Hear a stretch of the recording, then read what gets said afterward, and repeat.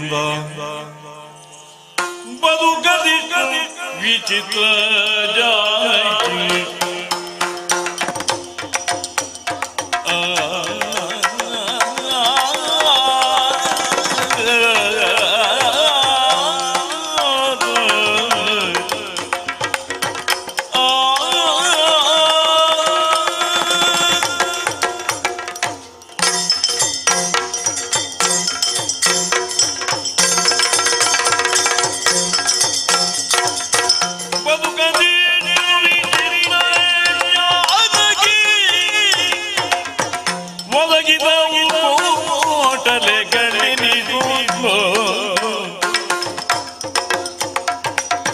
ಹುದುಗಿಸುತ್ತ ಜಗಕ್ಕೆ ಬೀಜವ ಉದರದಲ್ಲಿ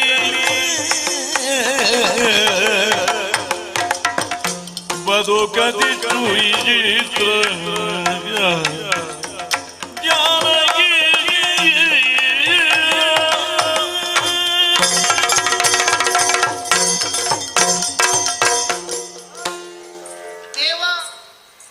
ಅಪೇಕ್ಷೆಯಂತೆಯೇ ಹೊರಟು ನಂದನೋದ್ಯಾನದತ್ತ ಮುನ್ನಡೆದು ಬಂದವ.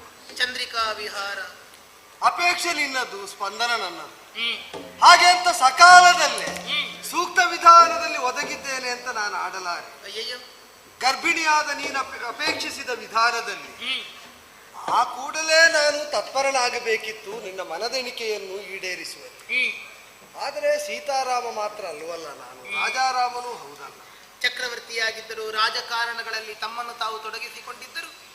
ಮಡದಿಯಾದಂತಹ ನನಗೆ ನಿಮ್ಮ ಅಮೂಲ್ಯವಂತಹ ವೇಳೆಯನ್ನು ಒದಗಿಸಿಕೊಟ್ಟಿದಲ್ಲ. ಆ ಧನ್ಯಳು ಸೀತಾ. ನಿನಗೆ ನೆನಪಿರಬೇಕು, ಯೌವರಾಜ್ಯಾಭಿಷೇಚನ ಮಾಡಬೇಕು ಅಂತ ಅಪ್ಪ ಸಂಕಲ್ಪಿಸಿದ ಕಾಲದಲ್ಲಿ ಅದು ತನಕ ಹಂಸತೂಲಿಕಾ ತಲ್ಪದಲ್ಲಿ ಪವಡಿಸಿದ್ದ ನಾವು ಯಾವಾಗ ನಾಳೆಯೇ ಯೌವರಾಜ್ಯಾಭಿಷೇಚನ ಅಂತ ನಿರ್ಣಯ ಆಯಿತು, ದರ್ಭೆಯ ಶೈಯಲ್ಲಿ ಪವಡಿಸಿತ್ತು.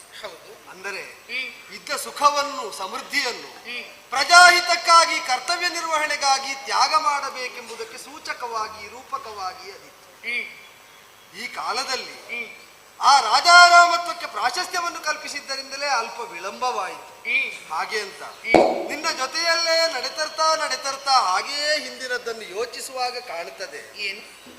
ಕತ್ತಲು ಕಳೆದು ಬೆಳಕಾಗುವುದು ನಮಗೆ ನಿರೀಕ್ಷಿತವೇ ಆದರೂ ಆ ಬೆಳಕಿಷ್ಟು ಸೊಗಸಾಗಿರ್ತದೆ ಅಂತ ನಮಗೆ ಕಲ್ಪನೆ ಇರಲಿಲ್ಲ. ನೋಡಿ, ಶುಭವಾಗುತ್ತದೆ, ಶುಭೋದಯವಾಗುತ್ತದೆ. ಕತ್ತಲನ್ನು ಉತ್ತರಿಸುವಲ್ಲಿ ನಮಗಿರುವ ಪ್ರತೀಕ್ಷೆ ಅದೇ. ಈಗಲ್ಲ ಇನ್ನೊಂದು ಕ್ಷಣದಲ್ಲಿ, ಆ ಕ್ಷಣದಲ್ಲೆಲ್ಲ ಮತ್ತೊಂದು ಕ್ಷಣದಲ್ಲಿ ನಮ್ಮ ಬದುಕು ಬೆಳಗುತ್ತದೆ ಅಂತ. ಕೇವಲ ಪ್ರಭೆ ಬಂದರೆ ಸಾಲದು, ಸುಪ್ರಭಾತವಾಗಬೇಕು.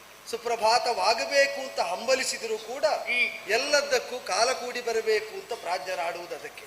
ಪ್ರತೀಕ್ಷೆಯಲ್ಲೇ ಬದುಕು ಹೋಗುತ್ತದೆ.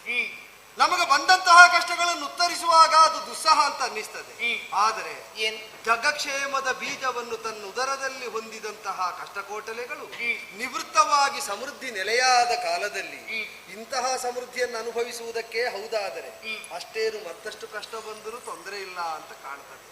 ಹಾಗೆ ಅಂತ ಕಷ್ಟಗಳನ್ನು ಉತ್ತರಿಸುವಂತಹ ವೇಳೆಯಲ್ಲಿ ನಾವು ತೋರುವ ಚಾರಿತ್ರ್ಯದ ದೃಢತೆ ಏನುಂಟು, ನಮ್ಮನ್ನೇನು ಅಂತ ನಿರ್ಣಯಿಸುವುದೇ. ನೀನು ಕಂಡುಂಡವಳೇ ನನ್ನ ವ್ಯಕ್ತಿತ್ವವನ್ನು. ಸಮೀಪಸ್ಥಳಾಗಿದ್ದುಕೊಂಡು ಅನೇಕ ಕಷ್ಟಕರವಾದಂತಹ ಸನ್ನಿವೇಶದಲ್ಲಿ ನೀನು ಸಹಭಾಗಿನಿಯಾಗಿದ್ದವಳು. ನಿನಗೆ ಕಾಣುವುದಿಲ್ಲವೋ ನಾವಷ್ಟು ದೃಢತೆಯಿಂದ, ಸತ್ಯನಿಷ್ಠೆಯಿಂದ, ಧರ್ಮಬದ್ಧರಾಗಿಯೇ ಸಮಸ್ಯೆಗಳನ್ನು ಉತ್ತರಿಸ್ತಾ ಹೋದದ್ದರಿಂದಲೇ ಸಾಕೇತದ ಸಮೃದ್ಧಿಯನ್ನು ಪರಿಪೂರ್ಣವಾಗಿ ಅನುಭವಿಸುವುದಕ್ಕೆ ಸಾಧ್ಯ ಆಯಿತು. ಯಾಕೆ? ಸಂಸಾರದ ಸುಫಲವನ್ನು ನಾವು ಪ್ರತೀಕ್ಷಿಸುವಂತಹ ಸುಯೋಗ ಇಂದು ನಿನ್ನಿಂದಾಗಿ ನಮಗೆ, ನಮ್ಮ ಪರಂಪರೆಗೆ ಒದಗಿ ಬಂತು ಅಂತ ನಿನಗೆ ಕಾಣುವುದಿಲ್ಲವೇ? ಕೇವಲ ಹೆಣ್ತನವನ್ನು ಮಾತ್ರ ನಾನು ಸಾರ್ಥಕಪಡಿಸಿಕೊಂಡದ್ದಲ್ಲ, ಈ ಸೂರ್ಯವಂಶದ ಉತ್ತರಾಧಿಕಾರಿಗಳನ್ನು ನಾನು ಕೊಡುವುದಕ್ಕೆ ಸಿದ್ಧಳಾಗಿದ್ದೇನೆ. ನಿಜ. ನನ್ನ ಜೀವನಕ್ಕೊಂದು ಧನ್ಯತೆ ಒದಗಿ ಬಂದಿದೆ. ಆ ಕುರಿತು ನಾನು ನಿಮಗೆ ಸದಾ ಕೃತಜ್ಞತೆಯನ್ನೇ ಅರ್ಪಿಸುತ್ತೇನೆ. ಜಾನಕಿ, ನೀನು ನನ್ನ ವ್ಯಕ್ತಿತ್ವದೆಡೆಗೆ ಆಕೃಷ್ಟಳಾಗಿ, ಅಚಲಳಾಗಿ, ಧ್ಯೇಯನಿಷ್ಠಳಾಗಿ ನನ್ನನ್ನು ಸೇವಿಸ್ತಾ ಉಳಿದವಳು. ಹಾಗೆ ಅಂತ ನಿನ್ನ ಪತಿಯಾದಂತಹ ನಾನು ಸೂರ್ಯವಂಶೀಯನಾಗಿ ನನ್ನ ನೆಲೆಯನ್ನೇ ಉಳಿಸಿಕೊಳ್ಳಬೇಕು ಅಂತಾದರೆ ಯಾವ ಯಾವ ಮಾರ್ಗಗಳನ್ನು ಉತ್ತರಿಸ್ತಾ ಇಲ್ಲಿಯ ತನಕ ನಡೆದು ಬರಬೇಕಾಯಿತು ಅಂತ ಯೋಚಿಸಿದರೆ ಏನೆಲ್ಲ ಆಗಿದೆ. ಒಬ್ಬ ರಾಮನೊಳಗೆ ಏನೇನೆಲ್ಲ ಆವಿಷ್ಕಾರಗಳಾಯಿತು. ಹೌದಲ್ಲ? ಯೋಚಿಸಿ ನೋಡು, ಹ್ಮ್. ತೊಡಗಿದಲ್ಲಿಂದ ಇಲ್ಲಿಯ ತನಕ ನಾವು ಯೋಚಿಸಿದರೆ ಅಬ್ಬಾ. ಆ ಕಾಲದಲ್ಲಿ ಹೇಗಿತ್ತು? ಯಾಗ ರಕ್ಷಕ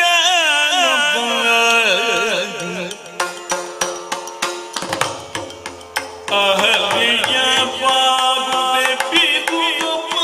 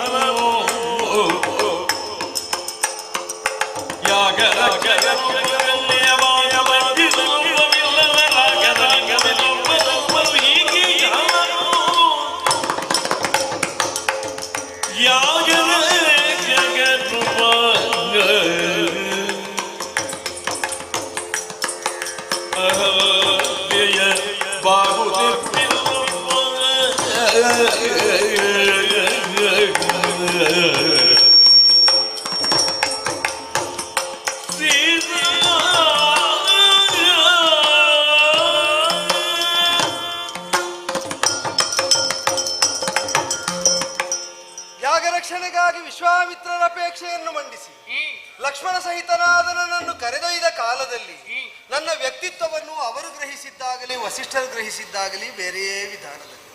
ಹಾಗೆ ಅಂತ ನಾನೇನಾಗಬೇಕು ಅಂತ ಅವರ ಜೊತೆಗೆ ಹೊರಟನು, ಅದಾಗಿ ಮಾತ್ರ ಉಳಿಲಿಲ್ಲ ನೋಡು. ಅಹಲ್ಯೋದ್ಧಾರಕನಾದ ಕಾಲದಲ್ಲಿ ಅಹಲ್ಯೋದ್ಧಾರ ನನ್ನಿಂದ ಆಯಿತು ಎಂಬ ಭ್ರಮೆಯಿಂದ ನಾನು ಈ ಮಾತಾಡ್ತಾ ಇರುವುದಲ್ಲ. ನಮ್ಮ ಪಾದಸ್ಪರ್ಶವಾದಾಗ ಭಸ್ಮಶಾಯಿನಿಯಾಗಿ ಶಿಲಾಖಂಡವಾಗಿ ನೆಲೆಯಾಗಿದ್ದಂತಹ ತಾಪಸಿಯಾದ ಅಹಲ್ಯೆ ಶೀಲವತಿಯಾಗಿ ಮೈವಡಿದಲು ಅಂತಾದರೆ ಶಿಲೆಯೇ ಶೀಲವಾಗುವಂತಹ ವಿದ್ಯಮಾನವನ್ನು ಕಂಡು ಬೆರಗು ಬಡಿದವನು ನಾನು. ನಮ್ಮ ಪಾದಕ್ಕೆ ದೈವ ಸಂಕಲ್ಪದಿಂದ ಋಷಿ ಸಂಕಲ್ಪದಿಂದ ಯಾವ್ಯಾವೆಲ್ಲ ಅವಸ್ಥಾಂತರಗಳು ಒದಗುತ್ತದೆ ಅಂತ ನಿಬ್ಬೆರಗಾದವನು. ಅದೇ ವಿಶ್ವಾಮಿತ್ರ ಸೂಚನೆಯಂತೆ ಶಿವಧನುರ್ಭಂಜನವನ್ನು ಮಾಡಿದ ಕಾಲದಲ್ಲಿ ಬದುಕಿನ ಕಲ್ಯಾಣ ಕಾಮನೆಯನ್ನು ಹೊತ್ತಂತಹ ನನಗೆ ನಿನ್ನಂತಹ ಅನುಪಮ ಸುಂದರಿಯೇ ಸತಿಯಾಗಿ ಸ್ವಧರ್ಮಾಚರಣೆಯಲ್ಲಿ ಒದಗಿ ಸಹಯೋಗವನ್ನು ಒದಗಿಸುವುದು ಅದು ವಿಶಿಷ್ಟವಾದ ಅನುಭೂತಿಯನ್ನು ಕೊಟ್ಟಿತು. ಎಣಿಸುವಾಗಲೇ ಮತ್ತೊಮ್ಮೆ ಆ ಧನುರ್ಭಂಗವಾದಂತ ಆ ಶಬ್ದ ಕಿವಿಯಲ್ಲಿ ಅನುರಣಿಸುತ್ತದೆ. ನನಗೆ ಆ ಶಬ್ದ ಮಾತ್ರ ಅಲ್ಲ, ಶಿವನ ಸಂಕಲ್ಪದಂತೆಯೇ ಅದನ್ನು ಹೆದೆಯೇರಿಸುವ ಕಾಲದಲ್ಲಿ ಸೆಟೆದು ನಿಂತದ್ದು ನಿನಗಾಗಿ ನಾನು ಬಗ್ಗಿಸುವ ಕಾಲದಲ್ಲಿ ಮುರಿದಿಕ್ಕಲ್ಪಟ್ಟಿತು ಅಂತ ಆದರೆ ನಮ್ಮ ವ್ಯಕ್ತಿತ್ವ ಏರಿದಂತಹ ಎತ್ತರ ಹೊಂದಿದ ಪರಿವರ್ತನೆ ಅದು ಈ ಕಾಲದಲ್ಲಿ ಯೋಚಿಸಿದರೆ ವಿಸ್ಮಯಾವಹ ಅಂತ ಆಗುತ್ತೆ. ಹೌದೇ ಹೌದು. ಬೇಕಾದದ್ದೆಲ್ಲ ಬದುಕಿನ ಪಥದಲ್ಲಿ ಒದಗಿ ಬರ್ತದೆ ಅಂತ ಸಂತೃಪ್ತಿಯಲ್ಲಿರುವಾಗ ನೋಡು, ಯೌವರಾಜ್ಯಾಭಿಷೇಚನ ಭಂಗವಾಗಿ ವನಾಭಿಮುಖಿಯಾಗಿ ನಾ ಹೊರಡುವ ಕಾಲ. ಆ ಕಾಲದಲ್ಲಿ ರಾಮ ನಾಳೆ ಹೀಗಿರ್ತಾನೆ ಅಂತ ನಿರೀಕ್ಷಿಸಿದವರಿಗೆ ಅಚ್ಚರಿ ಎನಿಸಿತು. ಅಯೋಧ್ಯ ರಾಮನಾಗುತ್ತಾನೆ ಎನ್ನುವ ಹಾಗೆ ಭಾವಿಸಿಕೊಂಡಿದ್ದರು. ಆದರೆ ಲೋಕಾಭಿರಾಮನಾಗುವಂತ ಸ್ಥಿತಿ ಒದಗಿ ಬಂತು. ಕಾನನಾಭಿರಾಮನಾಗಬೇಕು ಅಂತ ಹೊರಟೆ. ಕಾನನವಾಸಿಗಳಾದಂತಹ ಲೋಗರಿಗೆ ಅದು ತೃಪ್ತಿದಾಯಕವಾದದ್ದರಿಂದ ಮುನಿಜನರು ನಮ್ಮನ್ನು ಸೇವಿಸಿ ತನಗೂ ನಮ್ಮನ್ನು ಸೇವಿಸುವಂತಹ ಅವಕಾಶವನ್ನು ಕಲ್ಪಿಸಿಕೊಟ್ಟದ್ದರಿಂದ ನಾನು ಅಲ್ಲಿ ಪ್ರತ್ಯೇಕವಾದ ವ್ಯಕ್ತಿತ್ವವನ್ನು ತೋರಿಕೊಡುವಂತಾಯಿತು. ಸುಖದತ್ತ ಭೋಗದತ್ತ ಆಕೃಷ್ಟನಾಗದೆ ತ್ಯಾಗಶೀಲನಾಗಿ ಕರ್ತವ್ಯದತ್ತ ಆಕೃಷ್ಟನಾದದ್ದರಿಂದ ಲೋಕ ನಿರೀಕ್ಷಿಸದ ಒಂದು ಮುಖ ರಾಮನಿಂದ ಅಭಿವ್ಯಕ್ತ ಆಯಿತು. ಹಾಗೆ ಅಂತ ಸಾಂಸಾರಿಕವಾಗಿ ಕಾನನವಾಸಿಗಳಾದರೂ ನಾವು ತೊಡಗಿಸಿಕೊಂಡ ವಿಧಾನದಲ್ಲಿ ರಾಮ ಸಂಸಾರ ಕಾಡಿನಲ್ಲೂ ಹೀಗೆ ಮುನ್ನಡೆಯುತ್ತದೆ ಎಂಬುದು ಅನೇಕರಿಗೆ ಅಚ್ಚರಿಯಾದರೂ ಹಠ ಸಾಧಿಸಿ ನಿನಗೆ ಬೇಕಾದದ್ದನ್ನು ಹೊಂದುವಲ್ಲಿ ನಿನಗೂ ಬೇಕಾದಂತೆ ನಾವು ಒದಗಿದವನೇ ಅಲ್ಲ. ಹೌದೇ ಹೌದು. ಎಲ್ಲವನ್ನು ತನ್ನೆಣಿಕೆಯಂತೆ ಮಾಡುವವನು ರಾಮ ಎಂಬ ಭಾವದಲ್ಲಿರುವಾಗ ನಿನ್ನೆಣಿಕೆಗೆ ಬೇಕಾದಂತೆ ಬಗ್ಗಿದ ಪರಿಣಾಮ, ತಗ್ಗಿದ ಪರಿಣಾಮ, ನಿನ್ನನ್ನು ಬಿಟ್ಟು ಅಗಲಿದ ಪರಿಣಾಮ ಕಾಂಚನ ಮೃಗ ಪ್ರಕರಣದಲ್ಲಿ ನಮ್ಮ ವಿಯೋಗಕ್ಕೆ ಕಾರಣವಾಯಿತು. ಕಾಂಚನ ಮೃಗವೇ ಕಷ್ಟ ಕೋಟಲೆಗಳನ್ನು ತಂದಿಕ್ಕಿತು ಅಂತ ಹೇಳಬಹುದು. ಆದರೆ ಪರ್ಯಾಯವಾಗಿ ಅದೇ ಲೋಕ ಸುಭಿಕ್ಷೆಗೆ ಅದುವೇ ನಾಂದಿಯಾಗಿರುವುದು. ಆದ್ರೆ ಈಗ ಯೋಚಿಸುವುದು, ಆ ಕಾಲದಲ್ಲಿ ಪ್ರಕಟನಾದ ರಾಮ ಪರಮ ದುಃಖಾತಿಶಯತೆಯಲ್ಲೂ ಕೂಡ ಕರ್ತವ್ಯಚ್ಯುತನಾಗಲಿಲ್ಲ, ಧರ್ಮಭ್ರಷ್ಟನಾಗಲಿಲ್ಲ. ನಾನು ಅದೇ ಕೇಳಿದ್ದೆ ಹನುಮಂತನಲ್ಲಿ. ಹಾ, ಧೃತಿಗೆಡಲಿಲ್ಲವಲ್ಲ ಎನ್ನುವ ಹಾಗೆ, ಧೈರ್ಯವಿಲ್ಲವಲ್ಲ ಎನ್ನುವ ಹಾಗೆ. ಸತಿಯನ್ನು ಹೊಂದುವಲ್ಲಿ ಅತ್ಯಾತುರನಾದ ನನಗೆ ವಾಲಿ ನಿಗ್ರಹಣ ಸಾಧ್ಯವಾಗ್ತಿದೆ, ಕಬಂಧನಿಗೆ ಅನುಗ್ರಹಿಸಿ ಶಾಪ ವಿಮೋಚನೆಯನ್ನು ಕಲ್ಪಿಸುವುದಕ್ಕಾಗ್ತಿದೆ, ಶಬರಿ ದೇವಿಯ ನಿರೀಕ್ಷೆ ಪ್ರತೀಕ್ಷೆಗಳಿಗೆ ಸ್ಪಂದಿಸುವುದಕ್ಕಾಗ್ತಿದೆ. ಹಾಗಾದ್ರೆ ನಾವು ನಮ್ಮ ಪಥದಲ್ಲಿ ಸಮುಚಿತವಾಗಿಯೇ ಯಾವ ರೂಪವನ್ನು ತಾಳಿ ಹೊರಟರೂ ಕೂಡ ದೈವ ನಮಗೆ ಸಹಾಯ ಒದಗುತ್ತದೆ ಎಂಬುದಕ್ಕೆ ಕಪಿಕಟಕದ ಸಹಾಯ ಒದಗಿ ಸೇತು ಬಂಧನವಾಗಿ ನಿನ್ನನ್ನು ಮರಳಿ ಹೊಂದುವಂತಾದದ್ದೇ ಜ್ವಲಂತವಾದ ನಿದರ್ಶನ. ಇಲ್ಲೆಲ್ಲ ಕಾಣಿಸಿದಂತಹ ವ್ಯಕ್ತಿತ್ವದ ಆಯಾಮಗಳು ಭಿನ್ನ ಭಿನ್ನ ಅಂತ ಕಂಡು ಸತ್ಯ ಧರ್ಮಗಳ ಏಕಸೂತ್ರತೆ ನಮ್ಮ ನಡೆಯನ್ನು ನುಡಿಯನ್ನು ಒಟ್ಟಾಗಿಸಿ ಇದೋ ನಂದನದೆಡೆಗೆ ನಡೆ ತರುವಂತೆ ಮಾಡಿ. ಹೌದು, ಈ ಕಾಲದಲ್ಲಿ ಆಗಲಿ ವಿಯೋಗ ದಾಂಪತ್ಯದ ಸಾಮೀಪ್ಯದ ಮಾಧುರ್ಯವನ್ನು ಅಧಿಕವಾಗಿಸಿದೆ ಎಂಬ ತೃಪ್ತಿಯಲ್ಲಿ ನಿನ್ನಿಂದ ಈ ವಂಶ ಏನು ಪ್ರತೀಕ್ಷೆ ಮಾಡುತ್ತದೋ ಅದು ಸಾಕಾರಗೊಳ್ಳುವ ಕ್ಷಣಗಳನ್ನು ನಿರೀಕ್ಷಿಸ್ತಾ ಹೀಗೇ ಮುನ್ನಡೆದು ಬರುವಾಗ ಇದೆಲ್ಲ ತಾನಾಗಿ ತಲೆಯಲ್ಲಿ ಹಾದು ಹೋಯಿತು. ನಾ ಭೂತಕಾಲದಲ್ಲಿ ಕಳೆದು ಹೋದರೆ ಭವಿಷ್ಯದ ಪ್ರತೀಕ್ಷೆಯಲ್ಲಿ ಉಸಿರಾಡುವ ನೀನು ಬೇಸರಗೊಂಡೆಯೋ ಹೇಗೆ? ಚೇಚೆ, ಖಂಡಿತವಾಗಿಯೂ ಇಲ್ಲ. ಲೋಕದವರು ನಿಮ್ಮಿಂದ ಏನೆಲ್ಲ ಆಶಿಸಿದರು ಬಯಸಿದರು ಆ ಎಲ್ಲಾ ಅಪೇಕ್ಷೆಗಳು ನಿಮ್ಮಿಂದವರಿಗೆ ಸಲ್ಲಲ್ಪಟ್ಟಿತಲ್ಲ, ಅದು ಈಡೇರಿತಲ್ಲ, ಅದು ಎಣಿಸುವಾಗಲೇ ರೋಚಕವಾಗುತ್ತದೆ. ಅಲ್ಲ, ಲೋಕದವರಿಗೆಲ್ಲ ಬೇಕಾದದ್ದನ್ನು ನನ್ನಿಂದ ಕೇಳಿಯೋ ನಾನಾಗಿ ಮಾಡಿಯೋ ಪಡೆದಿದ್ದಾರೆ, ಹೊಂದಿದ್ದಾರೆ. ಈ ಕಾಲದಲ್ಲಿ ನಿನಗೇನಾದ್ರೂ ಹೊಂದಬೇಕು ಅಂತ ನನ್ನ ಅಪೇಕ್ಷೆ ನನ್ನ ಲೋಕವೇ ಅಲ್ವೇ? ಬಯಕೆಯುದಿರೆ ಸಲಿಸುವೆಯನಲ್ಲ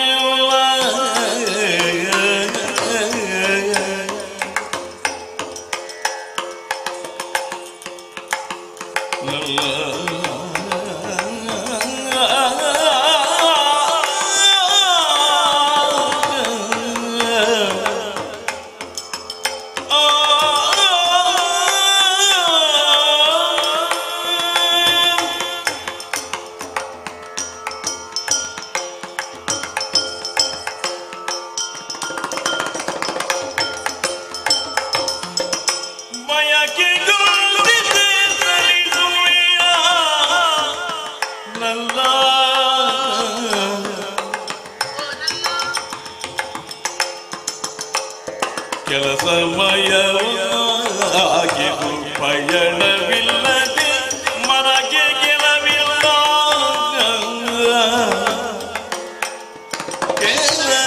ಕೆಲಸಮಯವಾಯಿತು ಪಯಣವಿಲ್ಲದೆ ಮನಗೆ ಗೆಲವಿಲ್ಲ.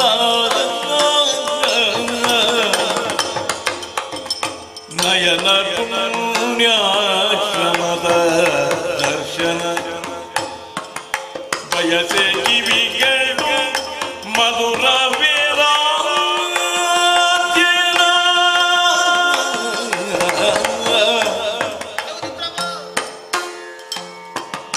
ನಾಸಿಕ ಹವಿಯ ಕಂಪನು ಬಯಸುತ್ತಿಗೆ ಎನ್ನಿಯಂದ್ರಿಯಂಗಡು ನಯನ ಪುಣ್ಯಾಶ್ರಮದ ದರ್ಶನ ಬಯಸೆ ಕಿವಿಗಳು ಮಧುರ ವೇದಾಧ್ಯಯನ. ನಾಸಿಕ ಹವಿಯ ಕಂಪನು ಬಯಸುತ್ತಿಗೆ ಎನ್ನಿಂದ್ರಿಯಗಳು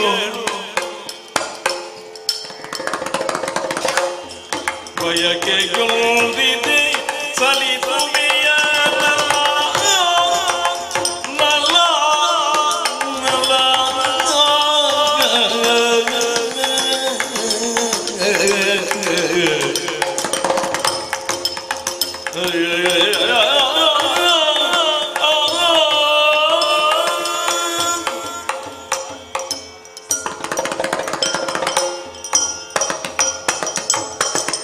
ಆಸೆ ಭರವಸೆಗಳೆನ್ನುವಂತ ತಟಾಕವಿದ್ದರೆ ಮಾತ್ರವೇ ಜೀವನ ಪ್ರವಾಹ ಸರಿಯಾಗಿ ಹರಿಯುತ್ತಾ ಹೋಗುತ್ತದೆ. ಅದೆಂದೋ ಹೊಂದುವುದಕ್ಕಾಗ್ತದೆ ಎಂಬ ನಿರೀಕ್ಷೆಯಲ್ಲೇ ಮುನ್ನಡೆಯುವುದಕ್ಕೆ ಪ್ರಚೋದನೆ ಸಿಗ್ತದೆ.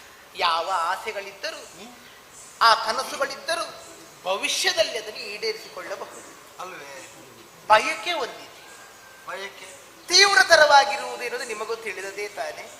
ಅಸಹಜ ಏನೂ ಅಲ್ಲ, ಏನು ಬಯಕೆ ಅಂತ ಗೊತ್ತಾಗಲಿಲ್ಲ. ಯಾಕೆ ಅಂದ್ರೆ ಭ್ರೂಭಂಗ ಮಾತ್ರದಿಂದಲೇ ಸಕಲ ಇಷ್ಟಾರ್ಥಗಳನ್ನು ಈಡೇರಿಸುವ ದಾಸಿ ವೃಂದವೋ ಅಥವಾ ಪರಿಜನರು ಇರುವಾಗ ಸಾಕೇತದ ಸಂಗ್ರಹಕ್ಕಿಗೊಂದು ಬಯಕೆ ಅಂದರೆ ವಿಶೇಷ ಅನಿಸಿಕೆ. ಇದೆ ಇದೆ. ಯಾವುದೋ ತಿನ್ನುವುದೋ ಉಡುವುದೋ ಅಥವಾ ಯಾವುದನ್ನಾದ್ರೂ ಪಾನ ಮಾಡುವುದು ಅಥವಾ ಎಲ್ಲೆಲ್ಲೋ ಇಲ್ಲೇ ಅರಮನೆಯ ಉದ್ಯಾನಗಳಲ್ಲಿ ಸಂಚರಿಸುವುದು ಈ ತೆರನಾದಂತಹ ಬಯಕೆಯಲ್ಲ. ಭೂವೈಕುಂಠ ಅಂತ ಪ್ರಕೀರ್ತಿತವಾದ ನಾಡಿದು. ಹೌದು. ಇಲ್ಲಿನ ಪ್ರಭುವನ್ನು ರೂಪಿಸುವುದು ಪ್ರಜೆಗಳು, ಅವರ ಸಂಸ್ಕಾರ. ಇಷ್ಟು ಸಮೃದ್ಧವಾದಂತಹ ತಲದಲ್ಲಿ ನೀ ಬಯಸಿ ನಿನಗೆ ಸಿಗದ್ದೇನುಂಟು?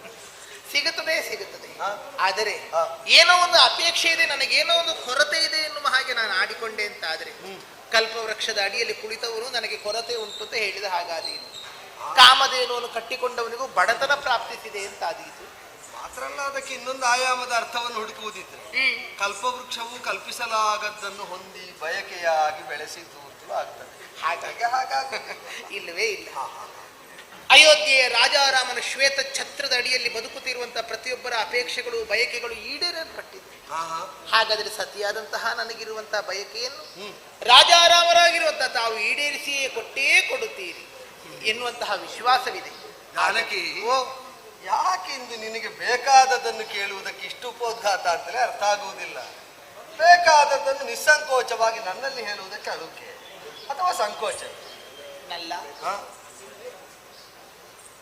ನಿಮ್ಮ ನಲ್ಲಿ. ಹೌದು, ನಾವೇನು ಹೊಸ ಪ್ರೇಮಿಗಳಲ್ಲ. ಹೊಸದಾದಂತಹ ಪ್ರೇಮಿಯಾದವನು ಉದ್ಯಾನದಲ್ಲಿ ತನ್ನ ನಲ್ಲೆಯ ಕೈ ಹಿಡಿದು ನಿನಗೇನು ಅಪೇಕ್ಷೆ ಎನ್ನುವ ಹಾಗೆ ಕೇಳುತ್ತಾನೆ, ತಕ್ಷಣದಲ್ಲಿ ಈಡೇರಿಸಿಕೊಡುತ್ತಾನೆ. ಆದರೆ ಇದು ನಿಮ್ಮ ಎದೆ ಮೇಲೆ ನನ್ನ ತಲೆ ಇಟ್ಟಾಗ ಕಳೆದಂತಹ ಕಷ್ಟಗಳೆಲ್ಲ ಮರೆವೆಯಾಗಿ ಹೊಸ ಸುಖೋದಯದ ಶುಭೋದಯದ ನೆನಪಾಗಿ ಮಾತ್ರವೇ ಅಲ್ಲ, ನನ್ನ ಗರ್ಭಸ್ಥವಾಗಿರುವಂತಹ ಶಿಶುಗಳನ್ನು ಕಾಣಿಕೆಯಾಗಿ ಕೊಡುವಂತ ಈ ಸತಿಯ ಬಸಿರ ಬಯಕೆಯ ಎಷ್ಟೋ ಸಮಯಗಳಾಯಿತು ನಾವು ಈ ಅರಮನೆಯ ದಂತಗೋಪುರದಲ್ಲಿ ಬಂದಿಯಾಗಿ ನನಗೆ ಹಾಗನ್ನಿಸುವುದು. ಪ್ರಕೃತಿಯ ಕೈಗೂಸಾಗಿರುವಂತಹ ಮಾನವನು ಪ್ರಕೃತಿಯ ಮಡಿಲಲ್ಲಿ ಆನಂದವನ್ನು ಹೊಂದುತ್ತಾನೆ. ಹೌದಪ್ಪ, ಯಜ್ಞಾರ್ಥವಾಗಿ ಉಳುವಾಗ ನೇಗಿಲ ಗೆರೆಯಾಗಿ ಕಾಣಿಸಿಕೊಂಡವಳನ್ನು ಬಯಲಲ್ಲಿ ಸಿಕ್ಕಿದವಳಿಗೆ ಅರಮನೆಯು ಬಂಧನವೇ. ಬಯಲಲ್ಲೇ ಇರುವ ಆಸೆ ನನಗೆ.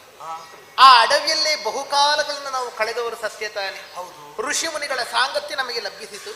ಮಾತ್ರವೇ ಅಲ್ಲ, ಅಲ್ಲಿರುವಂತಹ ಹೋಮಧೂಮದ ಆಘ್ರಾಣಿಸುವಿಕೆ, ಮಂತ್ರಘೋಷಗಳನ್ನು ಕೇಳಿ ಕೇವಲ ಕಿವಿ ತುಂಬಿಕೊಂಡದಲ್ಲ, ಹೃದಯ ತುಂಬಿಕೊಂಡಿರುವುದು. ಋಷಿ ಮುನಿಗಳ ಪಾದ ಸೇವೆಯನ್ನು ಮಾಡಿದ್ದರಿಂದಲಾಗಿ ನಾವು ಧನ್ಯತೆಯನ್ನು ಹೊಂದಿರುವುದು ಅದು ಮತ್ತೆ ಮತ್ತೆ ನನಗೆ ನೆನಪಾಗುತ್ತಾ ಇರುವುದರಿಂದ ಎತ್ತಲಾದರೂ ಋಷಿ ಆಶ್ರಮದ ಕಡೆಗಾಗಿ ಹೋಗಿ ಬರಬೇಕು. ಋಷಿ ವಧುಗಳ ಸೇವೆಯನ್ನು ಮಾಡಬೇಕು, ಅಲ್ಲಿಯ ಹವಿಯ ಕಂಪನ ಆಘ್ರಾಣಿಸಬೇಕು. ಈ ತೆರನಾದಂತಹ ಬಯಕೆಯು ನನಗೆ ಮೂಡುತ್ತಾ ಇದೆ. ಪ್ರಭು, ಈಡೇರಿಸಿಕೊಡುವಿರಿ. ಎತ್ತಲಾದರೂ ಪ್ರಯಾಣ ಹೋಗೋಣವೇ, ಋಷಿಯಾಶ್ರಮದ ಕಡೆಗಾಗಿ ಹೋಗಿ ಬರೋಣವೇ. ಸೀತಾ,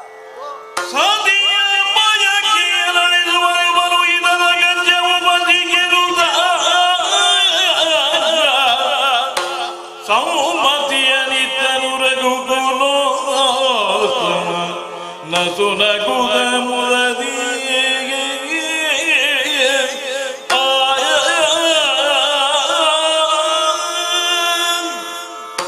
ಸತಿಯಾಗಿ ಗರ್ಭಿಣಿಯಾದಂತಹ ನೀ ಹೊಂದುವಂತಹ ಬಯಕೆಯಾಗಿ ಯಾವುದಿರಬಹುದು ಅಂತ ಕುತೂಹಲ ಮಾನಸಿಯಾಗಿದೆ. ನವಪ್ರೇಮಿಗಳು ನಾವಲ್ಲ, ಆದರೆ ಸಂದರ್ಭಕ್ಕನುಗುಣವಾಗಿ ನಮ್ಮ ಮಧ್ಯದ ಪ್ರೇಮ ಬಾಂಧವ್ಯವನ್ನು ನವೀಕರಿಸ್ತಾ ಬಂದವು. ನೋಡು, ಆ ಪ್ರೇಮಕ್ಕೆ ನಿನ್ನ ಬಯಕೆಯ ಮೂಲಕವಾಗಿ ಮತ್ತಷ್ಟು ಹೊಳಪಿನ ಮೆರುಗನ್ನು ಕೊಟ್ಟೆ. ಯಾಕೆ ಅಂದ್ರೆ, ಹೇಗೆ? ಗರ್ಭಸ್ಥ ಶಿಶುಗಳನ್ನು ಹೊತ್ತಂತಹ ನೀನು ಋಷ್ಯಾಶ್ರಮ ದರ್ಶನಾಪೇಕ್ಷೆಯಿಂದ, ಹೋಮಧೂಮಾಘ್ರಾಣದ ಬಯಕೆಯಿಂದ, ಮಂತ್ರಗಳನ್ನು ಕೇಳುವಂತಹ ಶ್ರವಣ ಸುಖದ ಅಪೇಕ್ಷೆಯಿಂದ, ಅಲ್ಲ ಋಷಿವಧಿಗಳ ಜೊತೆಯಲ್ಲಿ ಒಡನಾಟದ ಹಂಬಲವನ್ನು ಹೊತ್ತು ಅಲ್ಲಿಗೆ ಹೋಗುವ ಅಂತ ಕೇಳಿದೆಯಲ್ಲ. ರಾಮ ಶಬ್ದಕ್ಕೆ ಗುರುಗಳು ನಾ ಕೇಳಿದಾಗ ಏನರ್ಥ ಹೇಳಿದ್ರು ಗೊತ್ತುಂಟು? ಏನೆಂದು? ಮುನಿಗಳ ಮನಸ್ಸಿಗೆ ಆನಂದವನ್ನುಂಟು ಮಾಡುವವನು. ನನ್ನ ಸಂತಾನಕ್ಕೆ ಹುಟ್ಟುವ ಮೊದಲೇ ಮುನಿಗಳ ಸಾಮೀಪ್ಯ ಸಾಂಗತ್ಯಗಳು, ಆಶ್ರಮದ ಪರಿಸರದ ಸಂಸ್ಕಾರಗಳು ಅಪೇಕ್ಷಿತವಾಗಿದೆ ಅಂತ ಗರ್ಭಿಣಿಯಾದ ನೀ ಸೂಚಿಸಿದರೆ, ತಂದೆಯಾಗಿಯೂ ಜನಪತಿಯಾಗಿಯೂ ರಾಮನಾಗಿಯೂ ನಾ ಮತ್ತಷ್ಟು ಹರ್ಷಗೊಳ್ಳುವುದಿಲ್ವೇನೆ? ಋಷಿ ಕಲ್ಪನಾ, ನೀನು ಸಾಮಾನ್ಯವಾಗಿ ಏನನ್ನಾದ್ರೂ ತಿಂದುಣ್ಣುವುದಕ್ಕೆ ಕೇಳಿದ್ರು ನಾ ಈಡೇರಿಸಬೇಕು. ಯಾಕೆ ಅಂದ್ರೆ ಸತಿ ಗರ್ಭಿಣಿಯಾದಾಗ ವ್ಯಕ್ತಪಡಿಸಿದ ಬಯಕೆ. ಇದಂತೂ ನಮ್ಮನ್ನು, ನಮ್ಮ ಸಂಸ್ಕಾರವನ್ನು ಮತ್ತಷ್ಟು ಉನ್ನತಕ್ಕೆ ಏರಿಸುವಂತಹ ಬಯಕೆ. ಅಸ್ತು, ಎಲ್ಲ ಋಷಿ ಮುನಿಗಳೊದಗಿ ಬಂದು ನಿಮಗೆ ಆಶೀರ್ವಾದ ಮಾಡಿದ್ದಾರೆ. ಹೌದು. ಗರ್ಭಸ್ಥವಾದ ನಮ್ಮ ಶಿಶುಗಳಿಗೆ ಋಷಿಗಳ ಅನುಗ್ರಹ ಆಶೀರ್ವಾದ ಸಿಗಬೇಕು. ಆಗಲಿ. ಋಷಿಮುನಿಗಳ ಆಶ್ರಮದಿಂದಲೇ ಅಲ್ವೇ ಹಾ. ಆರಣ್ಯಕ ಆಶೀರ್ವಾದದ ಬಲದಿಂದ ನಾಗರಿಕ ಸಮಾಜದ ವೈಭವ ಬೆಳೆಯುತ್ತದೆ. ಬೆಳೆಸುವಂತಹ ಸಂಕಲ್ಪವನ್ನು ನೀ ಹೊತ್ತು ಕೇಳಿದ್ದಿ ಅಂತಾದ್ರೆ ತಥಾ ಹೋಗೋಣವೇ ಎಲ್ಲಿಗೆ? ಋಷಿಯಾಶ್ರಮಕ್ಕೆ. ನಾನು ಇಲ್ಲಿಯ ತನಕ ಏನು ಕೆಲಸ ಇಲ್ಲದಕ್ಕೆ ಏನಾದ್ರೂ ಮಾಡಬೇಕು ಅಂತ ನಿನ್ನಲ್ಲಿ ಕೇಳಿದಾಗುಂಟು ನಿನ್ನ ವರ್ತನೆ. ಅಂದರೆ ರಾಜಕಾರಣವನ್ನು ಬಿಟ್ಟು ಇಲ್ಲಿ ಅಡ್ಡಾಡುವುದಕ್ಕೆ ನಾ ಸಮಯಾವಧಿಯನ್ನು ಕಂಡುಕೊಂಡದ್ದೇ ಹೆಚ್ಚು. ಆಗಲಿ, ಎಲ್ಲದಕ್ಕೂ ಕಾಲ ಕೂಡಿ ಬರಲಿ. ಅಯ್ಯಯ್ಯೋ, ಮತ್ತೆ ಅದೇ ಹಳೆಯ ನೆನಪಿಂದಲಾಗಿ ಅವಸರಿಸಿಬಿಟ್ಟೆ. ಏನು ಹಳೆ ನೆನಪು? ಅವತ್ತು ಕಾಂಚನ ಮೃಗದ ಹೊತ್ತಿನಲ್ಲಿಯೂ ಅವಸರಿಸಿದೆ. ಹೌದು. ಇವತ್ತು ಈಡೇರಿಸಿ ಕೊಡುತ್ತೇನೆ ಎಂದಾಗಲೂ ಅವಸರಿಸಿದೆ. ಇನ್ನೇನು ವಿಘ್ನವು? ಯಾವುದಕ್ಕೆ? ಅಲ್ಲ, ಆತಂಕವಾಗುವುದು. ಕಾಡಿಗೆ ಹೋಗುವಂತ ಹಠ ಹಿಡಿದದ್ದರಿಂದ ಯಾವ ವಿಘ್ನವೂ ಬರಲಿಲ್ಲ. ಕಾಡಲ್ಲಿ ಹಠ ಹಿಡಿದದ್ದರಿಂದಲೇ ವಿಘ್ನ ಬಂದದ್ದು. ಬಂದ ವಿಘ್ನವನ್ನು ನಾವು ಎದುರಿಸಲೇಬೇಕು ತಾನೆ. ಬಂದಾಗ ಎದುರಿಸೋಣ. ಹಾಗೆ ಎದುರಿಸುವಾಗ ಹೊಸದಾದ ಒಂದು ರಾಮ ನಿನ್ನ ಬದುಕಲ್ಲಿ ಕಂಡ್ರು ಕಂಡಾನು. ಅದು ಭವಿಷ್ಯದ ಗರ್ಭದಲ್ಲಿದ್ದದ್ದು. ಬರೆಯದ ಪುಟ ಓದುವುದು ಯಾಕೆ? ಬರೆದ ಮೇಲೆ ಓದ. ನಿನಗೇನಾಯ್ತು? ಹೆಂಗಸರು ಬಿಡ್ತಾ ಇದ್ದಿ. ನಾನು ಹೇಳಿದೆ ಅರಮನೆಯ ಸನಿಹರದಲ್ಲೇ ಸುಳಿದಾಡೋಣ ಅಂತ.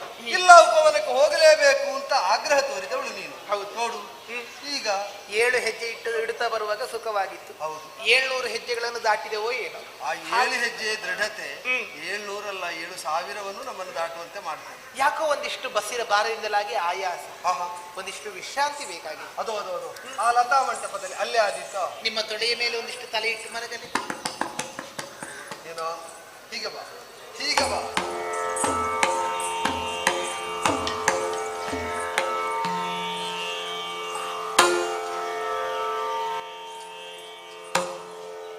ಗುರು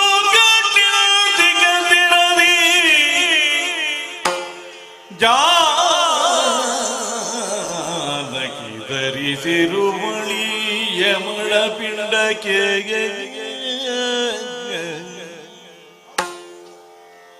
ಗುರು ತರದ ಶ್ರೀ ರಕ್ಷೆಯಿದ್ದ ಬೆನ್ನಿನುಗ ದೈವವನ್ನು ಸ್ಮರಿಸಿ ವಿಶ್ವಾಮಿತ್ರನಿದ್ದಿಗ ಶರ ವಿಜೃಂಭಗ ತಾನು ಉಪದೇಶಿಸಿದ ಗರ್ಭಸ್ಥ ಶಿಶುಗಳಿಗೆ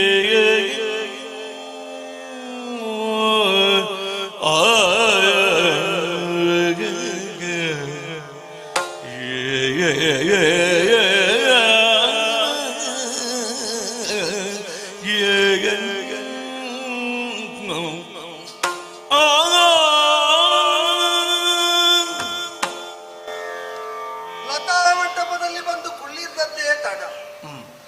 ಎಷ್ಟೋ ದಿನಗಳಿಂದ ನಿದ್ದೆಗೆಟ್ಟವಳಂತೆ ಹಾಯಾಗಿ ಪವಡಿಸಿ ನಿದ್ದೆಗೆ ಜಾರಿದ. ನಿದ್ದೆ ಹೌದಾದರೂ ಈಗ ದೇಹಾಯಾಸ, ದೇಹಭಾರ ಹೊತ್ತದ್ದು ಸಾಕೇತದ ಉತ್ತರಾಧಿಕಾರಿಗಳನ್ನು ಗುರುಗಳಾಗಲೇ ಸೂಚಿಸಿದ್ದಾರೆ ಯಮಳ ಶಿಶುಗಳು. ಆದರೂ ಅವಳೇನೋ ಪದ್ಯ ಮಡಿಲಿನಲ್ಲಿ ಜಗತ್ತಿನ ಉಳಿದೆಲ್ಲ ಶಕ್ತಿಗಳಿಗಿಂತ ಹೆಚ್ಚಿನ ಸುಭದ್ರತೆ ಉಂಟು, ರಕ್ಷಣೆ ಉಂಟು ಎಂಬ ಭಾವದಿಂದ ನಿರಾಳವಾಗಿ ಪವಡಿಸಿದರು. ಆ ಗರ್ಭಕ್ಕೆ ರಕ್ಷೆಯನ್ನು ಒದಗಿಸಬೇಕಾದದ್ದು ನಮ್ಮ ಕರ್ತವ್ಯ. ಅದಕ್ಕೇನೋ ಹಾನಿಯಾಗುತ್ತದೆ ಅಂತ. ಮಾನುಷ ಪ್ರಯತ್ನದ ಜೊತೆಯಲ್ಲಿ ದೈವ ಒಲಿಯದೇ ಇದ್ದರೆ ಯಾವ ಕಾರ್ಯವೂ ಸಾಧಿತವಾಗುವುದಿಲ್ಲ ಎಂದು ಸ್ಪಷ್ಟ ಇರುವಾಗ ಪುರುಷ ಪ್ರಯತ್ನದಿಂದ ನಾವು ರಕ್ಷಿಸ್ತಾ ನಮ್ಮ ಕುಲದೈವತ ಈ ಗರ್ಭವನ್ನು, ಅವರ ಉತ್ತರೋತ್ತರವಾದ ಭವಿಷ್ಯವನ್ನು ಸುರಕ್ಷಿತವಾಗಿಸಲಿ ಅಂತ ಮನಮಾರೆ ಪ್ರಾರ್ಥಿಸಿ, ಜೊತೆಯಲ್ಲೇ ಅವುಗಳಿಗೆ ತಮ್ಮನ್ನು ತಾವು ರಕ್ಷಿಸಿಕೊಳ್ಳುವ ಪರ್ಯಾಪ್ತತೆ ಸಕಾಲದಲ್ಲಿ ಒದಗುವುದಕ್ಕಾಗಿ ಯಾಕೋ ಅಂತಃಪ್ರಚೋದನೆ ಹಾಗೆಯೇ ಸಾರ್ತಾವು. ಬಾಲ್ಯದಲ್ಲೇ ಗುರುಗಳಾದ ವಿಶ್ವಾಮಿತ್ರರು ಉಪದೇಶಿಸಿದ ವಿಜೃಂಭಕಾಸ್ತ್ರ ಹೌದಲ್ಲ, ತಮ್ಮ ಗರ್ಭದಲ್ಲಿ ನಮಗುಪದೇಶಿಸುವುದಕ್ಕಾಗಿ ಅವರು ಕಾಪಿಟ್ಟುಕೊಂಡ ಮಂತ್ರ ರಹಸ್ಯ, ಅದನ್ನು ಈ ಗರ್ಭಸ್ಥ ಶಿಶುಗಳಿಗೆ ಪ್ರಯೋಗ ವಿಧಿಯನ್ನು ಉಪದೇಶಿಸುವುದಕ್ಕೆ ಇದೇ ಪರಿಪಕ್ವವಾದ ವೇಳೆ ಅಂತ ದೃಢವಾಗುತ್ತಾವೆ. ಹಾಗೆ ವಿಶ್ವಾಮಿತ್ರರ ಗುರುಗಳನ್ನು, ವಸಿಷ್ಠರನ್ನು ಸ್ಮರಿಸ್ತಾ, ದೈವತವನ್ನು ಸ್ಮರಿಸ್ತಾ ಆ ಅಸ್ತ್ರಗಳ ಪ್ರಯೋಗ ವಿಧಿಯನ್ನು ಈಕೆಗೆ ಅನುಗ್ರಹಿಸಿದೆ.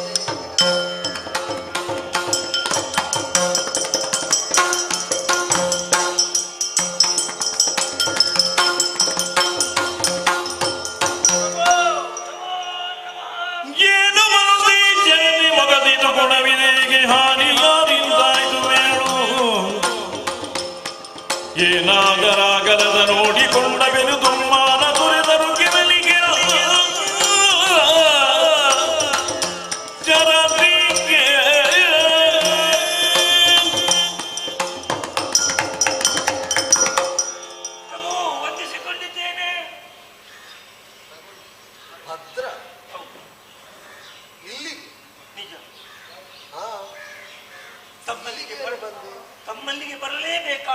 ಅನಿವಾರ್ಯ ಪರಿಸ್ಥಿತಿ ಬಂದು ಒದಗಿದೆ, ಆದ್ದರಿಂದ ಬಂದಿದ್ದೇನೆ.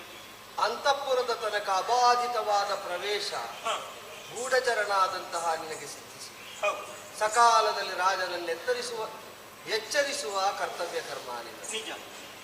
ನೀ ಎಚ್ಚರಿಸಿದ್ದರಿಂದಲೇ ನಮ್ಮ ಆಡಳಿತವನ್ನು ಸುಧಾರಿಸಿಕೊಳ್ಳುವುದಕ್ಕಾಗಿ. ಹ, ಆದರೆ ಇಂದು ಇಲ್ಲಿಯ ತನಕ ಅರಸಿಕೊಂಡು ಬರಬೇಕಾದ್ರೆ ಹ, ಕಾರ್ಯಾವಸರ ಗಂಭೀರವಾದದ್ದು. ಹೌದು ಸ್ವಾಮಿ, ಅಗತ್ಯವಾಗಿ ತಮ್ಮಲ್ಲಿ ಮಾತನಾಡಬೇಕು. ಈಗ ಅವರು ಮಲಗಿದ್ದಾರೆ, ಹ, ಮೆಲುದನಿಗೆ ಅವಳಿಗೆ ಎಚ್ಚರವಾಗದು, ಸೂಕ್ಷ್ಮವಾಗಿ ಅರಗಬೇಕು. ಏನು ವಿಚಾರ? ವೇಳವಿಲ್ಲದೆ ರಾಜ ರಜಕನೋರ್ವನು ನಿಮ್ಮ ಕೀಳು ನುಡಿಗಳಲ್ಲಿ ನಿಂದಿದೆ.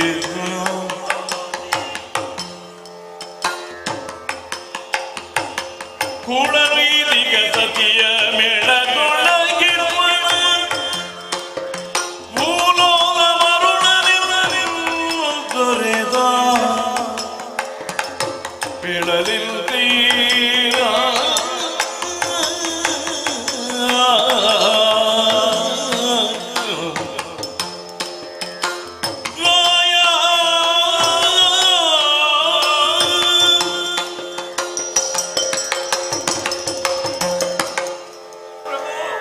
ಭದ್ರ, ತಮ್ಮಲ್ಲಿ ಹೇಳಲೇಬೇಕಾದಂತಹ ವಿಷಯವಾದರೂ ಹೇಳುವುದಕ್ಕೆ ನಾಲಿಗೆ ತಡವರಿಸುತ್ತಿದೆ ಪ್ರಭು. ರಹಸ್ಯಾತಿ ರಹಸ್ಯವಾದದ್ದನ್ನು ಅರುಹುವುದಕ್ಕೆ ಅವಕಾಶ ಇರುವ ನೀನು ಹ, ಯಾಕಾಗಿ ಅಳುಕಬೇಕು? ಸಾಕೇತಾಧಿಪತಿ ಅಭಯ ಉಂಟು. ಹೌದು ಪ್ರಭು, ಎಂದಿನಂತೆ ಇನ್ನೂ ಕೂಡ ನಾನು ರಾತ್ರಿ ಕಾಲದಲ್ಲಿ ನಮ್ಮ ಊರನ್ನು ಸಂಚಾರ ಮಾಡುತ್ತಾ ನೇರವಾಗಿ ಬೆಸ್ತರಕೇರಿಯನ್ನು ಸೇರಿದೆ, ಹಾ, ರಜಕರ ಕೇರಿಯನ್ನು ಸೇರಿದೆ. ಹಾ, ಆ ದಾರಿಯಲ್ಲಿ ಹೋಗುವಾಗ ರಜಕನಾದಂತಹ ಆ ರೋದನನ ಮನೆಯಲ್ಲಿ ಏನೋ ಜಗಳ ಕೇಳುತ್ತಾ ಇತ್ತು. ಆ ಜಗಳದ ಮಧ್ಯೆ, ಗಂಡ ಹೆಂಡಿನ ಜಗಳದ ಮಧ್ಯೆ ತಮ್ಮ ಹೆಸರು ಬಂತು. ಅದ್ಯಾಕೆ ಅಲ್ಲಿ ಬಂತು? ಬರಬಾರದು ಅಂತ ಅಲ್ಲ, ಊರ ಅರಸನಾದವರನ್ನು ಯಾರು ಎಲ್ಲೂ ಸ್ಮರಿಸಿಕೊಳ್ಳಬೇಕು. ಆದ್ರೆ ನೀ ಗಮನಿಸುವಂತೇನಾಯ್ತು? ಹೇಗಿರಬಹುದು ಎಂಬ ಹಾಗೆ ಅಲ್ಲಿಯೇ ಇತ್ತು. ಕಿವಿಗೊಟ್ಟಾಗ ವಿಷಯ ಅರ್ಥವಾಯಿತು ಸ್ವಾಮಿ. ಏನು? ತನ್ನಲ್ಲಿ ಹೇಳದೆ ಕೇಳದೆ ಹೆಂಡತಿಯಾದವಳು ತವರುವರೆಗೆ ಹೋದಳಂತೆ. ಅಂತಹ ನೀನು ಸ್ವೀಕಾರಕ್ಕೆ ಅರ್ಹಳಲ್ಲ, ನಡಿ ಮನೆಯಿಂದ ಎಂದು ಹೊಡೆದು ಓಡಿಸುವುದಕ್ಕೆ ನೋಡ್ತಾ ಇದ್ದ. ಆವಾಗ ಅವನ ಆ ನೋವನ್ನು ಅನುಭವಿಸುವುದಕ್ಕೆ ಅಸಾಧ್ಯವಾದಂತಹ ಆಕೆ, ಅಂದ್ರೆ ಅವಳ ಹೆಂಡತಿ, ಸ್ವಾಮಿ ನನಗೆ ಈ ರೀತಿಯ ಶಿಕ್ಷೆ ಕೊಡಬೇಡಿ, ನಾನೇನೋ 3 ದಿವಸವಾಯಿತು ಶ್ರೀರಾಮಚಂದ್ರನ ಸೇರಿದಂತಹ ಸೀತಾದೇವಿಯನ್ನು ರಾವಣ ಅಪಹರಿಸಿದ್ದರು. ಅಂತಹ ರಾವಣನನ್ನು ಕೊಂದು ಶ್ರೀರಾಮಚಂದ್ರ ಆ ಪತಿಯನ್ನು ಸ್ವೀಕರಿಸಿದ್ದಾನೆ. ನನ್ನನ್ನು ಸ್ವೀಕರಿಸಲಿಕ್ಕೆ ನಿಮಗೆ ಏನಡ್ಡಿ ಅಂತ ಕೇಳಿ. ಸರಿ, ಆವಾಗ ಹಾ, ಅವ ಆಡಿದ ಮಾತು ಕೊನೆಗಳೇ, ಏನಾಡಿದ? ಸೀತೆಯನ್ನು ರಾಮ ನನ್ನ ಮನೆಯಲ್ಲಿ ಇರಿಸಿಕೊಂಡಿದ್ದಾನೆಂದು ನಿನ್ನನ್ನು ಇರಿಸಿಕೊಳ್ಳುವುದಕ್ಕೆ ರಾಮನ ಹಾಗೆ ನಾನು ಹುಚ್ಚನಲ್ಲ.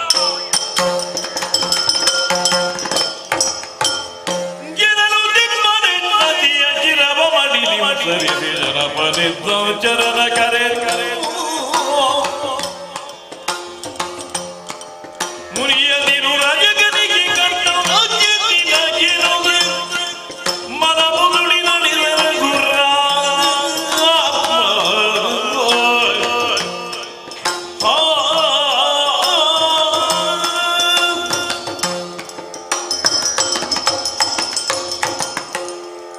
ಭದ್ರ, ಪ್ರಭು, ನನ್ನ ಆಮೋದ ಪ್ರಮೋದಗಳಲ್ಲಿ ಪರಿಹಾಸದ ಮೂಲಕವಾಗಿ ಜೊತೆಯಾಗುತ್ತಾ ಇದ್ದವರು ನೀವು. ಇದು ಪರಿಹಾಸಕ್ಕೆ ವಿಷಯವಲ್ಲ. ಖಂಡಿತ ಬುದ್ಧಿ ಪರಿಹಾಸ್ಯವಲ್ಲ. ನೀನು ಹೇಳಿದ್ದನ್ನೇ ಹೇಳಿದನೋ ಅಥವಾ ಅವನ ಆಶಯ ಗ್ರಹಿಸಿ ವಾಕ್ಯ ರಚನೆ ನೀ ಮಾಡಿದ್ದೆ? ಇಲ್ಲ ಬುದ್ಧಿ, ಅವನು ಹೇಳಿದ ಮಾತನ್ನೇ ತಮ್ಮಲ್ಲಿ ವಿವರಿಸುತ್ತಾ ಇದ್ದೆ. ಬೇಸರ ಮಾಡಬೇಡಿ ಮಗಳೇ, ಯಾಕೆಂದರೆ ಯಜ್ಞಕ್ಕಾಗಿ ಹೋಮಿಸಬೇಕಾದಂತ ಹವಿಸೊಂದನ್ನು ಕಾಗೆ ಮುಟ್ಟಿತು ಅಂತ ನಾವು ಆ ಬಗ್ಗೆ ಯೋಚಿಸಿಕೊಳ್ಳುವುದಕ್ಕೆ ಅಂತದೇ ಹೇಳಿ, ಅದಕ್ಕೆ ಅದರ ಶುದ್ಧ ಏನು ಎಂಬುದು ಅರ್ಥವಾಗಿದೆ ಆದಿತ್ಯ.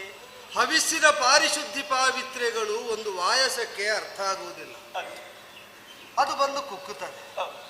ಆದರೆ ಭದ್ರ, ವಾಯಸ ಕುಕ್ಕಿದ ಹವಿಸ್ಸನ್ನು ಮತ್ತೆ ಹೋಮಕ್ಕೆ ನಾವು ನಿವೇದಿಸುವುದಕ್ಕೂ ಆಗುವುದಿಲ್ಲವಲ್ಲ? ಆಗುವುದಿಲ್ಲ. ಯೋಚಿಸುವುದಕ್ಕೆ ವಿಷಯ ಉಂಟಿದೆ, ಗಂಭೀರವಾಗಿ ಯೋಚಿಸಬೇಕಾದ ವಿಷಯ ಉಂಟು. ಪ್ರಭು, ತಾವು ಯೋಚಿಸುವುದಕ್ಕಿಂತ ಮೊದಲು ನನ್ನದೊಂದು ಮಾತು ಕೇಳುವ ಅವಕಾಶ ಕೊಡಬೇಕು. ಏನಪ್ಪ? ಈ ನಾಡಿನಲ್ಲಿ ತಮ್ಮ ಅಪ್ಪಣೆ ಇಲ್ಲದೆ ಯಾರು ಯಾವ ಕೆಲಸವನ್ನು ಮಾಡುವವರಲ್ಲ.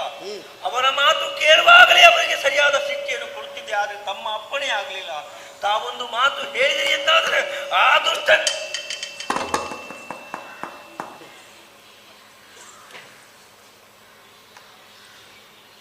ಹೇಳಿದ್ದ ಅಗಸನಾದ ನಮ್ಮ ಅಂಬರವನ್ನು ಮಡಿ ಮಾಡುವವನಾದ ಅವ ನನಗೆ ಪ್ರಜೆ. ಅವನ ಕೆಲಸ ಏನು? ಕೊಳೆ ತೊಳೆಯುವುದಕ್ಕೆ ಹೊರಟವನ ಮೇಲೆ ಕೊಳೆಯನ್ನು ಇಷ್ಟಪಡುವವರು ಮಾತ್ರ ದ್ವೇಷ ಹೊಂದಬಲ್ಲ, ಮಡಿಯಾಗುವವರ. ನನ್ನ ಆಜ್ಞೆ ಉಂಟು. ಈ ಮಾತು ಹೇಳಿದ್ದಕ್ಕಾಗಿ ಆ ಅಗಸನ ಪರಿವಾರದ ರೋಮವೂ ಕೊಂಕ ಕೂಡದು. ಹೀಗೆ ಇದೇ ವಿಧಾನದಲ್ಲಿ ಅರಸೊತ್ತಿಗೆಯ ಬಗ್ಗೆ ರಾಜ್ಯದಲ್ಲಿ ಯಾರೇನೆಂದರೂ ನನ್ನಲ್ಲಿ ಬಂದು ಹೇಳತಕ್ಕದ್ದು. ಅಪ್ಪಣೆ. ಸಾಗಬೇಕಾದದ್ದು ಮಂತ್ರಣಾಗಾರದೆ.